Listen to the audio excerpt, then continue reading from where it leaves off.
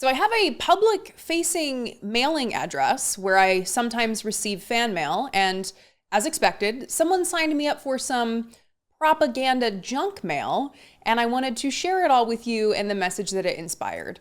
My name is Brittany Page, and this is the Page Perspective, but with props. So here's the envelope that I received in the mail. It's from an organization called Preborn, as the front says here.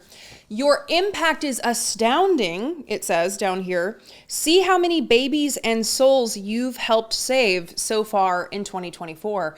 And I can tell you right now, my impact is not astounding because I will not be giving a dime to these people. But let's take a look inside, shall we? Inside we have a little booklet here that goes into detail about the purpose of the organization. And then we also have a secondary envelope in here. Let's see what we have. This is a card that you can fill out and make a donation. Like I already said, I'm certainly not going to be doing that, but I do appreciate whoever added me to this list and that this organization is wasting their resources on me. So keep that up, keep sending it my way so I can keep tossing it into the trash. So this organization and the many organizations like it, they exist to convince vulnerable women to proceed with carrying a pregnancy to term, even if they may not want to do that, or even if they cannot take care of a child. And they do this through manipulative tactics. You may have heard these organizations referred to as pregnancy resource centers, which I think maybe is the terminology that they prefer, or they're also more commonly referred to as crisis pregnancy centers. Now, many people go to these places, think that they are abortion clinics, but they're not. They are religious centers that exist for the sole purpose of using whatever tactics they have to stop a woman from having an abortion. They will even use advertising that makes you think it's an abortion clinic until you're in there and they start talking to you about Jesus and the soul that's growing in your body. Women will open Google and search for an abortion clinic only to be confused by some of the results. And that's how they end up in a crisis pregnancy center, being pressured to carry a pregnancy to term, being shown ultrasounds to pressure them to carry a pregnancy to term, or being told that they are making a huge mistake or are a bad person if they do not carry their pregnancy to term. And what I love about this propaganda mailing here is that they don't even try to hide it. They don't try to hide that it's all just a ploy to get people converted to Christianity. In fact, let's look at this page. So this says your impact from January to June 2024. And most of these bullet points are related to religion. We have 4,621 commitments to Christ. We have 398 clinics trained in evangelism. We have 1,294 individuals trained in evangelism. I also love that they call the women who show up to their centers abortion-minded. They say 40,561 abortion-minded women served. That's what they say. And then let's look here. On this page, they focus on their intentional focus on Christ.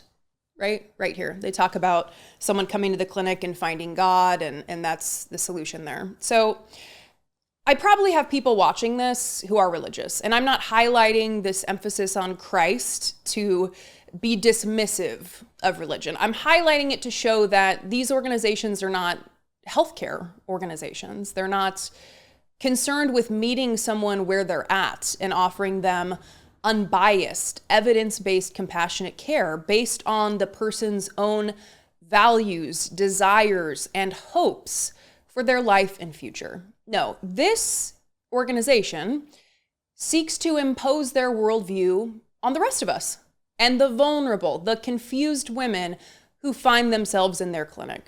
So I appreciate the opportunity to warn people about organizations like this and about crisis pregnancy centers because these are dangerous organizations. They are not concerned about offering evidence-based, compassionate care.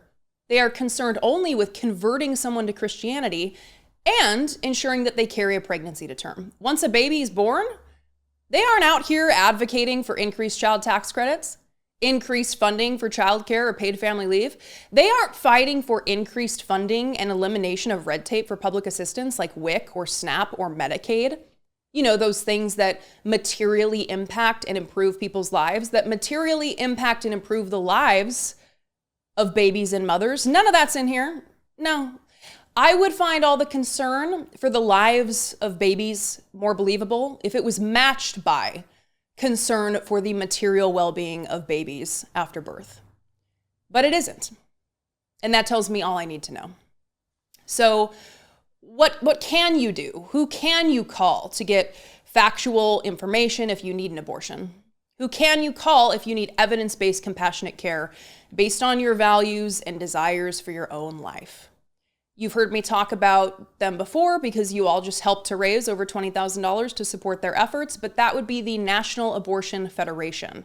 And I'm going to link to a resource they have on their website called Find a Provider, which also features their abortion hotline, 1-800-772-9100. And I'm going to put that in the description below.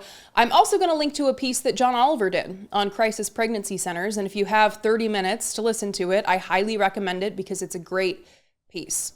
But I want to end with this message.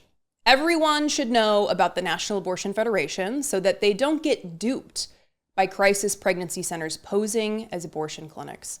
So please take a moment to share this video with a friend and be sure to promote the National Abortion Federation in your circles. I can't wait to see what I'm going to get in the mail next. You guys, we'll see what it is.